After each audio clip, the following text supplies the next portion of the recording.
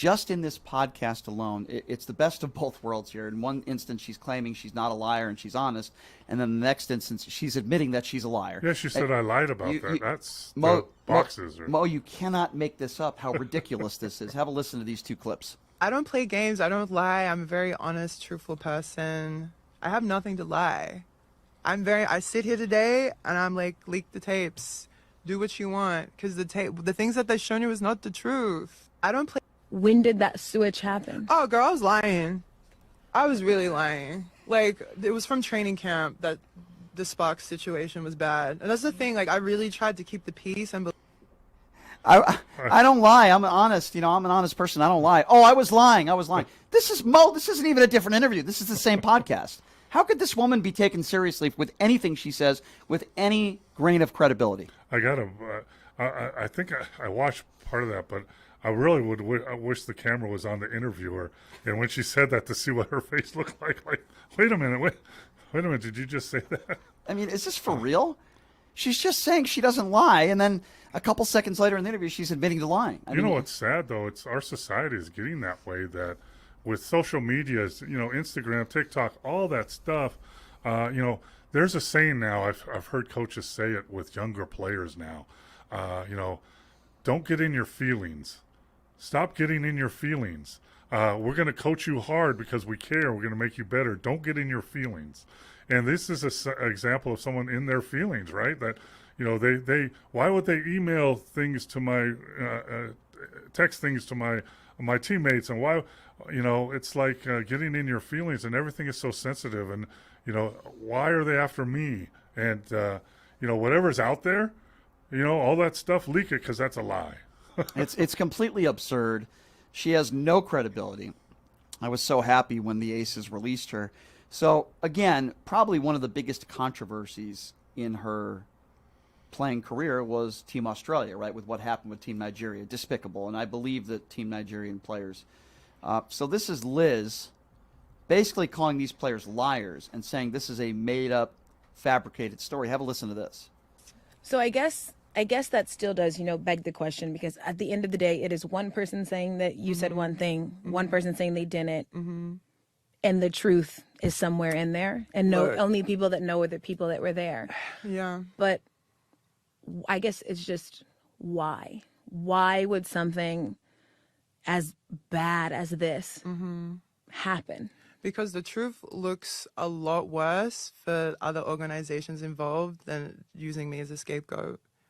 Like, why does Nigeria want me to leave Australia and go represent them? Why are we about to... You're saying right now? We're filing for me to leave the Australian team so I can represent Nigeria.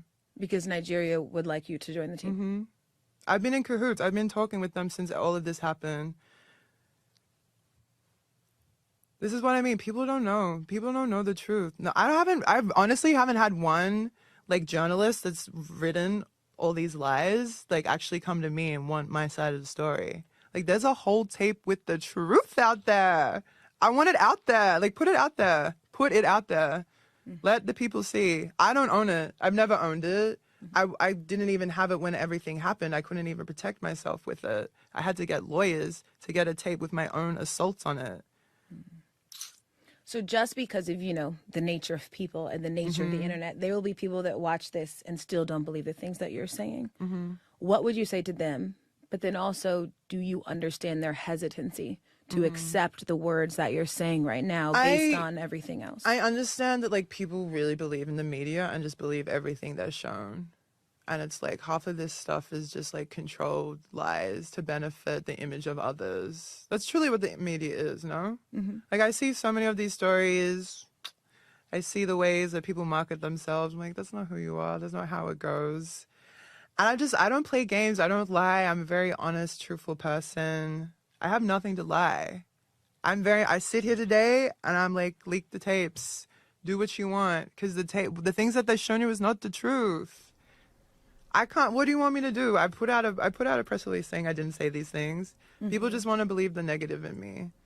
Yeah, everybody's out to get Liz Cambage. That must be what it is. All this stuff for lies. Oh, she's such a victim. Mo, she's such a victim. Team Nigerian players lied when they said you called them monkeys and to go back to your country. Yeah, they're all liars and they're doing that to fit their what did she say? I don't even understand what she's saying. It's so ridiculous. First of all, if you call them liars, why do you want to go play with them? Why would they That's want you a to play with great them? point. Yeah. I mean, come on. And second of all, if there's a tape and it took your lawyers to get these tapes, then why don't you release them? Yeah. You have them, right? You said you have them. And the other thing is, why are they lying to benefit what? I don't understand what they benefit. It's, it's like, people say that, well, they're lying about this person to benefit. Well, if someone is lying to benefit someone of getting a job or, getting a raise or something like that, but what does that lie have to do with benefiting any organization? What organization would that benefit? Obviously, she's trying to point towards the Australian team, but how would they benefit by that? So, this interview was, kind of an example of someone that's playing the victim and, trying to get some notoriety to do her Instagrams or whatever. Well, this is also somebody that thinks she's more important than she actually is. She couldn't even compete in the WNBA anymore. She could barely run the floor when she played. The only reason why, in my personal opinion, she ever was a professional basketball player is because of her height, not because of her uncanny athletic ability. She could never shoot. Okay, she had some moderate post moves. She was not a hard worker. And I remember I used to watch her games, some of her games here when she played for the Aces, where she would be like 1 for 8, and she'd make a layup, and she would like talk smack, and she would like she did like a Dikembe Mutombo, literally. She made an uncontested layup, and she made her first basket of the game. She was 1 for 8, and she went like this, and she went like this. I'm like, you look ridiculous. You are embarrassing. You are embarrassing. She continues to be embarrassing and calls herself the victim when, as you eloquently stated, Mo, she should look herself in the mirror, and maybe it's not everybody else, and maybe it's her. Sometimes it's you. Yeah, I agree. And a lot of, because I've dealt with that in the coaching business, right? Coaching minor league basketball or even college basketball now, when you look at all these players, that are in minor league basketball, they blame their agents or not getting enough exposure. In college now, they're transferring, they're playing in 3 or 4 colleges in their career, and they'll blame the coach or the teammates or the system. Well, guess what? If you have to go to 3 or 4 places, maybe it's you. I agree with you 100%. And in this case, it's absolutely is Liz Cambage. All right, here we're going to take a quick break.